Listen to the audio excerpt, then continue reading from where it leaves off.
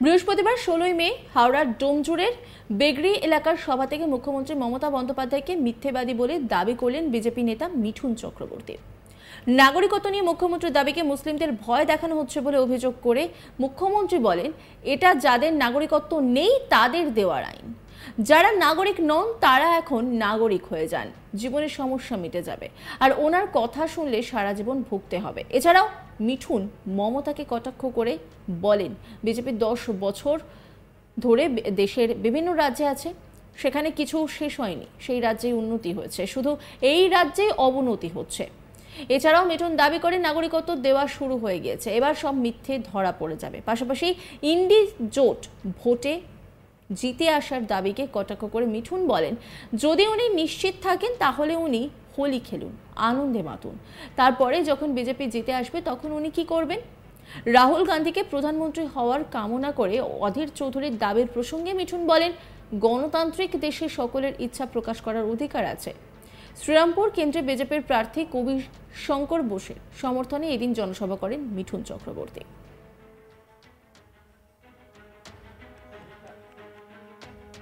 मिठुन चक्रवर्ती की बोलছেন শোনাবো আপনাদের।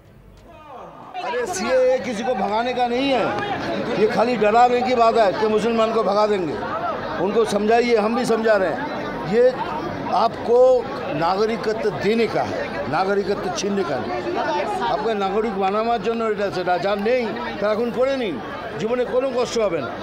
আর যদি ওনার কথা শোনেন তাহলে আগের জীবনে কষ্ট আছে এ লিখে দিলাম। হ্যাঁ, আমাদের বিজেপি এত কিছু জায়গাতে এসছে এত বছর ধরে, কোথাও কিছু শেষ হয়েছে? 10 বছর ধরে তো বিজেপি এসছে, তো অন্য রাজ্যেও আছে, কোথাও কিছু শেষ হয়েছে? খালি উন্নতি আর উন্নতি, যা হবার অবনতি এখানেই হচ্ছে। দিয়েছে, তার মানে দেখুন আগে আগে কি হয়, সব মিথ্যে ধরা পড়ে যাবে, সব মিথ্যে ধরা পড়বে। अधीर रंजन चौधरी चाहते हैं कि राहुल गांधी प्रधानमंत्री बने, उनका स्टेटमेंट आया। It's a democratic country, everybody has the will and the say. BJP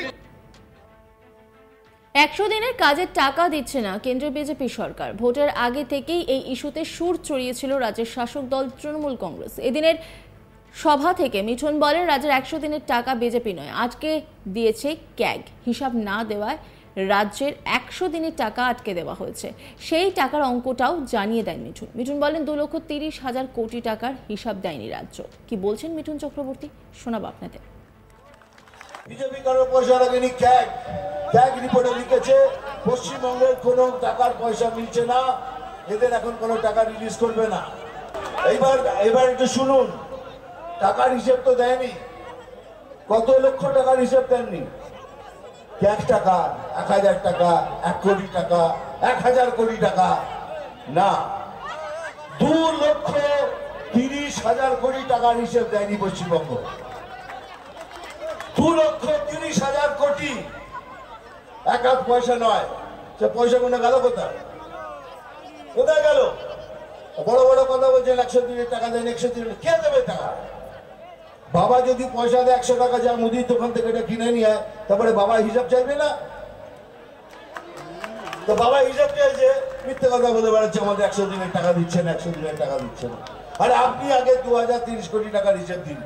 আর যদি চ্যালেঞ্জ করছি আপনাকে, আপনি যদি সত্যি হন, প্রেস কনফারেন্স করুন, করে দেখুন এই যে আমি 2,30,000 কোটি টাকার হিসাব দিলাম, এরপরেও 100 দিনের টাকা দিচ্ছে না।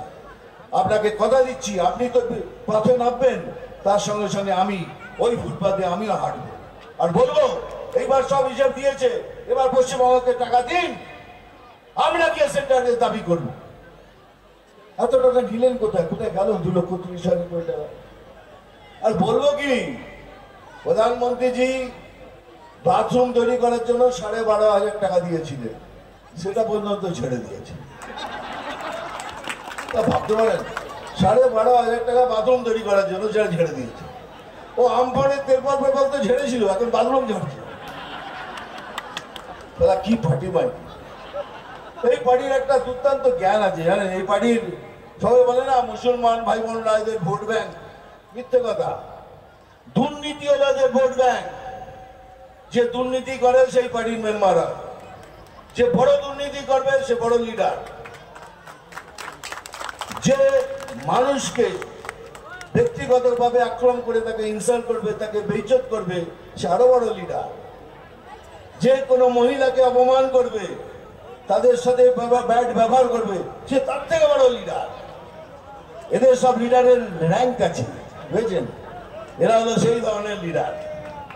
কিন্তু আমি বলছি, আপনারা একটুখানি ভালো করে ভাবুন, আপনারা কাকে ভোট দেবেন আর কেন ভোট দেবেন। আমি এইসব ফালতু বক্তৃতা করি না।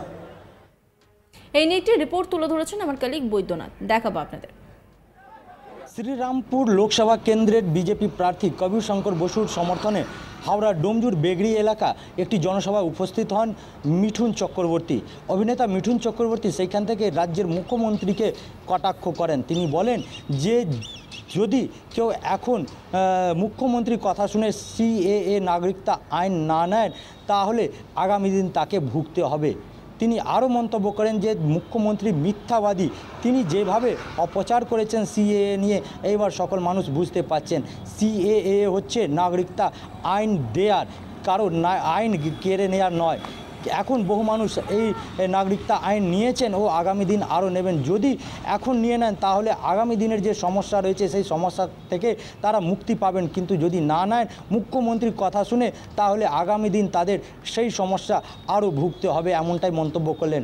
এর পাশাপাশি তিনি জানিয়েছেন যে বিভিন্ন রাজ্যে বিজেপি সরকার রয়েছে, সেই রাজ্যে দেখুন কত সুন্দর উন্নতি হচ্ছে। দেশে 10 বছর ধরে রাজ্য বিজেপি সরকার রয়েছে, কিন্তু এই রাজ্যে যে তৃণমূল কংগ্রেস সরকার রয়েছে গত 10 বছরের বেশি, এইখানে কোনো রকম কোনো উন্নতি হচ্ছে না। এখানে শুধু কাটমানি, লুট ও দুর্নীতির অভিযোগ উঠে আসছে।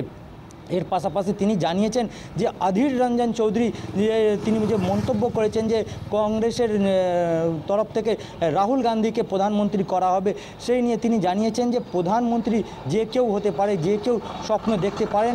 গণতান্ত্রিক দেশ রয়েছে, এই গণতান্ত্রিক দেশে সবারই অধিকার রয়েছে সমানভাবে সব কিছু বলার ও স্বপ্ন দেখার।